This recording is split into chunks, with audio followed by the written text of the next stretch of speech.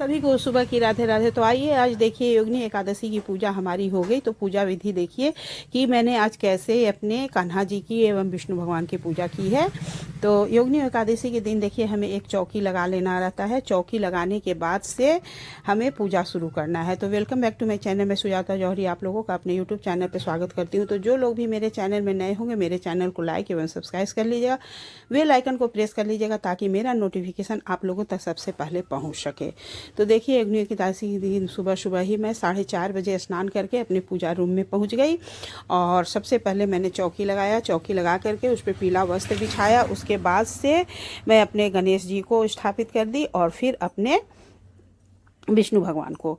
उसके बाद से विष्णु भगवान का किसी भी रूप में विष्णु भगवान के पूजा करनी है। यदि आपके पास विष्णु भगवान की फोटो मूर्ति है तो वो रखिए, और नहीं तो आपके घर में कान्हा जी की सेवा है तो आप सिर्फ कान्हा जी रख करके भी पूजा कर सकती हैं।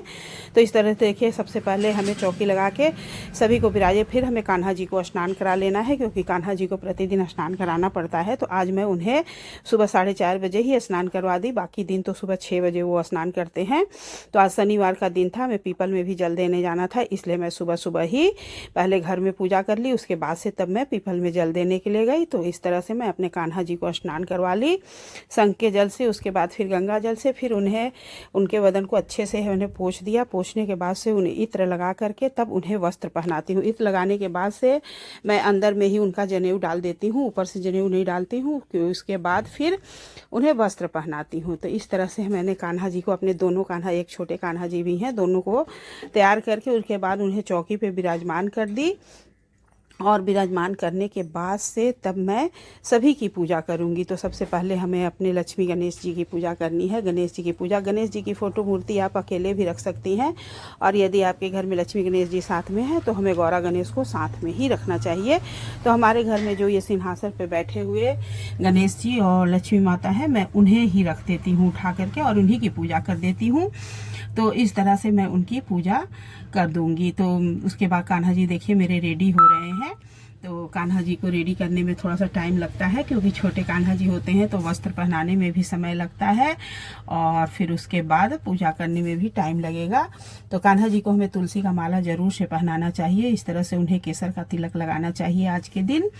और पूजा करके फिर हमें एक दीपक जला देना है। दीपक धूप बत्ती जला करके हमें गणेश जी को पहले दिखाना है, फिर विष्णु भगवान को, सभी को आचमनी कराना है। आचमनी कराने के बाद सभी को फूल चढ़ाना है। फूल चढ़ाने के बाद हमें कान्हा जी को प्रतिदिन श्रृंगार कराने के बाद अब शीशा जरूर से दिखाइएगा उन्हें कि देखिए आप कितने सुंदर लग रहे हैं, और हमें थोड़ा सा उनका निहोरा भी कर लेना चाहिए। तो इस तरह से कान्हा जी मेरे रेडी हैं। देखिए आप लोग कैसे लग रहे हैं, कमेंट में हमें ज़रूर से बताइएगा। थोड़ा सा रोशनी कम पड़ रहा है, इसलिए हमारे कान्हा जी आज सांवले दिखाई दे रहे हैं।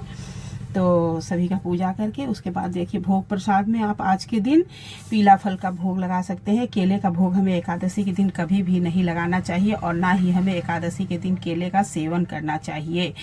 तो इस तरह से सभी की पूजा करके फिर भोग में मैं देखिए इस समय सीजनी फल आम है, तो हमें आम का भोग जरूर से लगाना चाहिए। और अपने कान्हा जी के लिए ड्राई फ्रूट्स या तो फिर आप बर्फी पेड़ा जो भी मंगा सकती हैं भोग लगाने के लिए, आप वो भोग लगा सकती हैं। तो भोग लगा देना है। उसके बाद से हमें हाथ जोड़ करके और हाथ में तिल और फूल लेकर के, हाथ जोड़ करके हमें योगिनी एकादशी व्रत की कथा को पढ़ लेनी है। व्रत कथा समाप्त होने के बाद हमें वहीं पे तिल और फूल को रख देना है। उसके बाद हमें आरती कर देनी है। तो आरती आप सबसे पहले गणेश जी की करिएगा। गणेश जी की आरती करने के बाद से आप ओम जय जगदीश हरे की आरती कर दीजिएगा। तो इस तरह से सभी देवी देवता की पूजा हो जाती है। तो इस तरह से हमें योगिनी एकादशी की व्रत पूजा करनी चाहिए। तो हमारी योगिनी एकादशी की पूजा देखिए सुबह सवेरे 5 बजे हो गई। आप लोगों की पूजा कितने बजे हुई हमें कमेंट करके ज़रूर से बताइएगा। और यदि आप लोगों को मेरा वीडियो अच्छा लगेगा तो मेरे वीडियो को लाइक, कमेंट एवं शेयर कर दीजिएगा।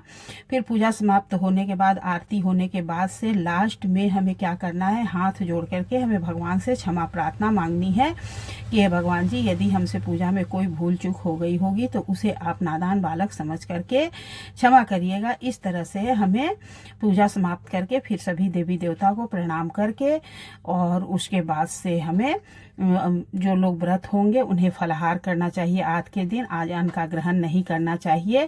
तो ये जो योगिनी एकादशी है बहुत ही पुण्यदायी एकादशी है। इस दिन हमें एक ब्राह्मण को जरूर से भोजन कराना चाहिए या तो फिर कुछ दान करना चाहिए, क्योंकि एक ब्राह्मण को खिलाने से 84 लाख देवी देवता का पुण्य फल हमें प्राप्त हो जाएगा। इसलिए हमें आज इस तरह से पूजा करके और अपनी पूजा को संपूर्ण करना चाहिए। और दूसरे दिन एकादशी का पारण देखिए 12 तारीख को सुबह 5:20 से लेकर के 8:15 तक का समय है। इस बीच हमें पारण कर लेना है और पारण के दिन हमें चावल का सेवन जरूर से करना चाहिए। तो सभी को एकादशी की ढेर सारी शुभकामनाएं। राधे राधे।